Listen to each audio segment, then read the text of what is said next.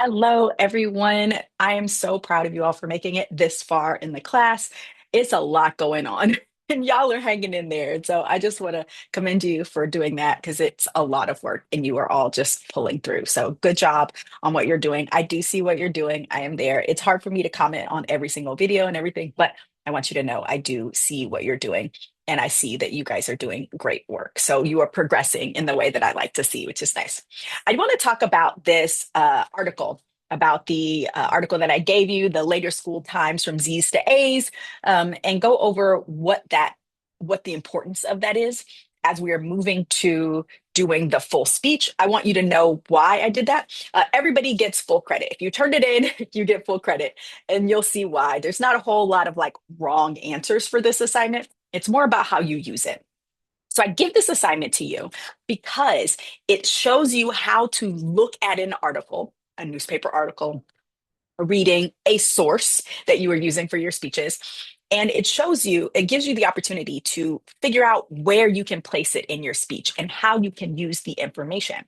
Because a lot of times when we read things, we're like, okay, I learned this, but where the heck does it go in my speech? How do I incorporate this into my speech? So I give you this information so that you can look at a sample article and figure out how and where you can place that information. So I'm going to show you a sample of a few of them so you can see sample. I'm not going to go through all of them because why? Oh, I've tortured you. You don't need to know that. Especially because it's not if you got them right or wrong. Remember, you get credit for it because these are really creative things. And sometimes you may use it one way and I say it's this way and I still allow it. So you're totally okay. So let's look at the doc.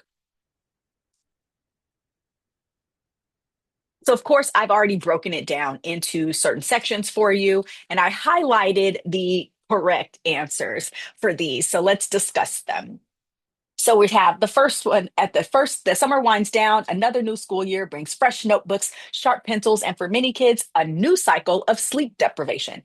Is this a problem, cause, or solution? I have labeled that it's a problem. The reason for this is it's telling us what the problem is, right? Pretty clearly, the problem here is sleep deprivation. It's telling us that's the concern. So it's starting off with the problems for us. Kind of helpful since our speeches are problem, cause, solution, right? If it starts with that, we're winning. Okay, next, with classes that start as early as 7 a.m. and buses that pull up long before sunrise, some 80% of American kids, grades 6 through 12, are falling short of sleep recommendations during the school year, according to research by the National Sleep Foundation, a sleep advocacy group.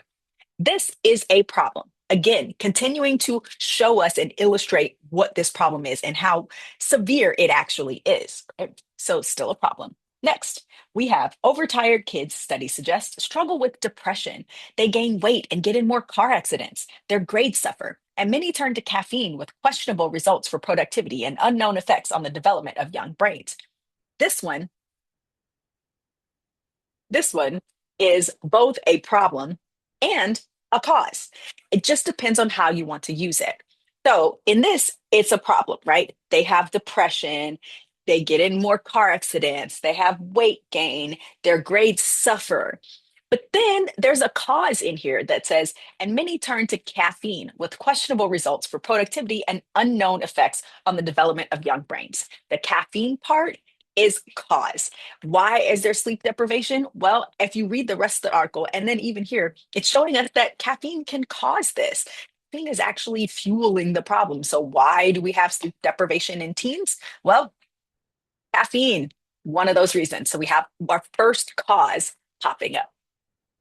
Number three, now fueled by accumulating research showing that adolescents' bodies are designed to sleep late and that delaying school times, even by just 30 minutes, makes a huge difference in how teens feel how well teens feel, perform, and how well teens feel and perform. An increasing number of schools around the country are ringing bells later than they used to, and many more are thinking about it.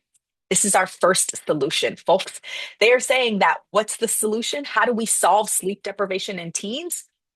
Later school times. That's our solution there, right? So if we just start school even 30 minutes later, it makes a big difference, giving us our first solution. So as you can see, we're already setting up problem, why we have the problem, and solution already there, built in it. And we're not even through, we're only in the first four. So you could see that it's already giving us those things, which makes it really easy for you to kind of plug those things in. So when you're trying to talk about what's the problem, we've already gotten our statement for that problem, which is sleep deprivation.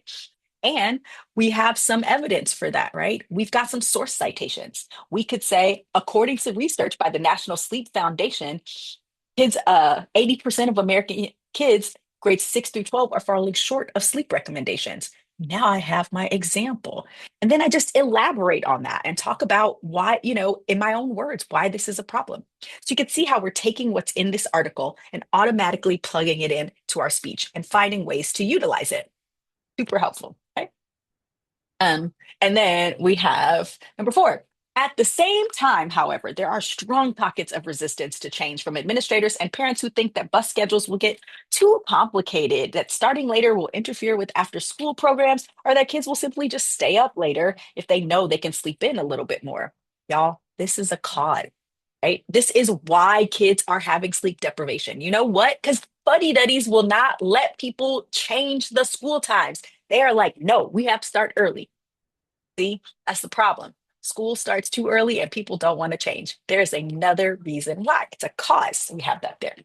Number five, despite the inconveniences involved in district wide changes, sleep researchers emphasize the need to view sleep like food and exercise as a pillar of health.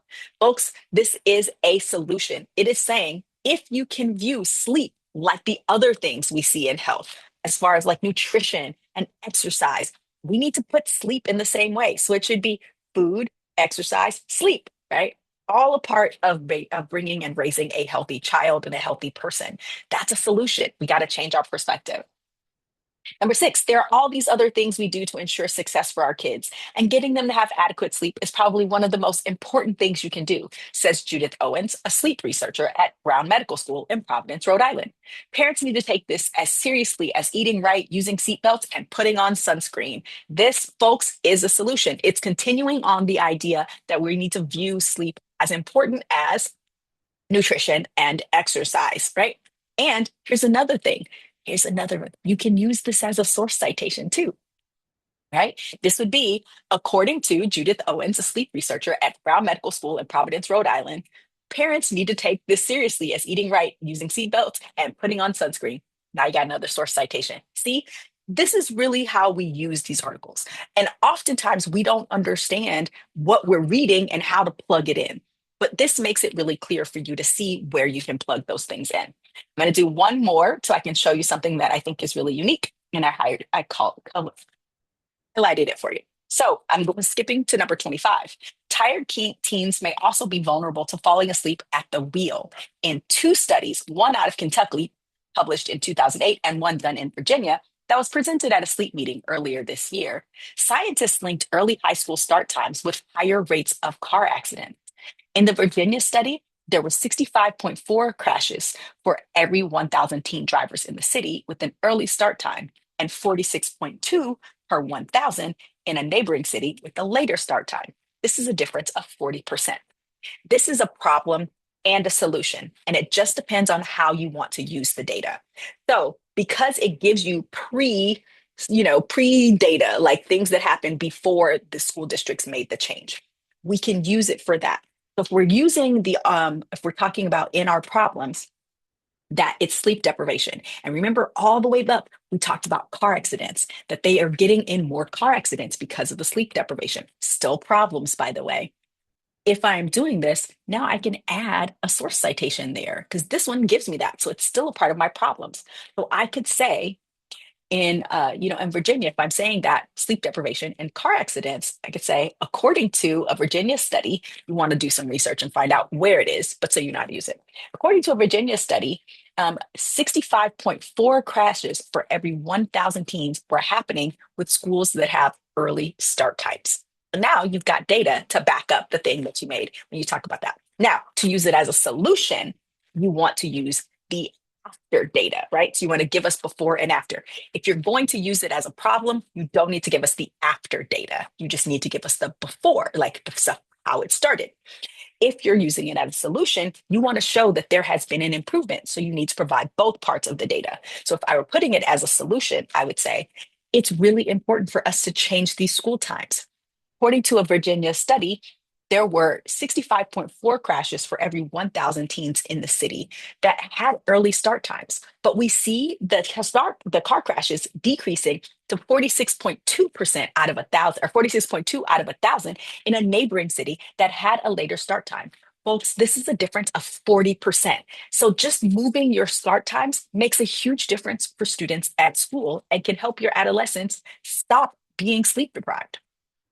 You see how you can use the data in both ways? It can be a problem or a solution. It is completely up to you.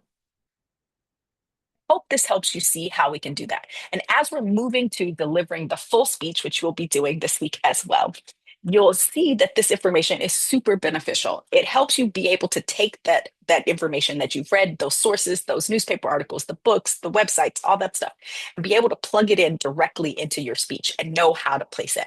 So yes, you got full credit for it. Even if you got all the answers wrong, it does not matter.